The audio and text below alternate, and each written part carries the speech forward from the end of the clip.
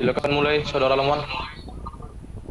Baiklah, kami dari kelompok 3 ingin mempresentasikan hasil diskusi kami, yaitu unit 2 mengenai ruang lingkup. Judul tugas kami adalah ruang lingkup manajemen sumber daya manusia.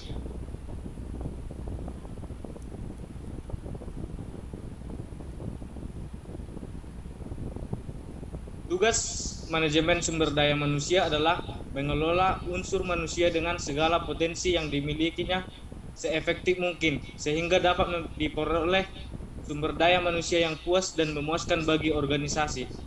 Aktivitas MSDM secara umum adalah 1.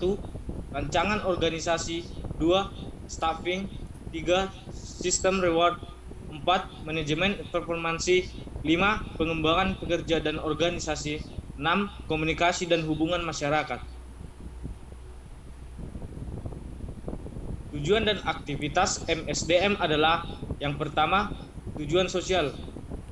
Tujuan sosial adalah agar organisasi bertanggung jawab secara sosial dan etis terhadap kebutuhan dan tantangan masyarakat seraya meminimalkan dampak negatif tuntutan itu terhadap organisasi. 2. Tujuan organisasional adalah sasaran formal organisasi yang dibuat untuk membantu organisasi mencapai tujuannya. Misalnya, meningkatkan produktivitas perusahaan dengan menyediakan tenaga kerja yang terlatih dan termotivasi dengan baik. Kemudian akan dilanjutkan oleh rekan saya. Baiklah, saya akan melanjutkannya. Tujuan dan aktivitas MSDM. Yang ketiga adalah tujuan fungsional. Tujuan fungsional adalah untuk mempertahankan dan memberi fungsi Departemen Sumber Daya Manusia pada tingkat yang sesuai dengan kebutuhan organisasi. Misalnya, organisasi penyediaan program, rekrutmen, pelatihan, riset, dan inovasi. Yang keempat, tujuan pribadi.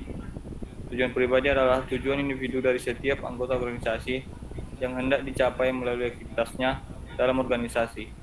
Misalnya, individu dari masing-masing karyawan harus harmonis dalam organisasi, atau kebutuhan karyawan terakomodir.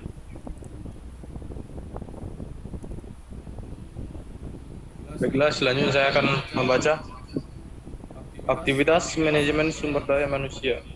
Yang pertama, persiapan dan pengadaan.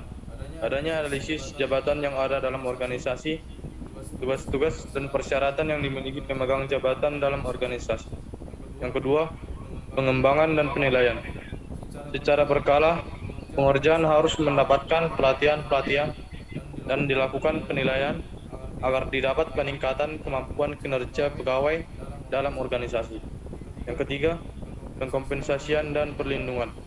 Untuk memelihara semangat kerja dan motivasi pegawai, diberi keuntungan atau kompensasi dan biaya kesehatan. Yang keempat, hubungan pegawai.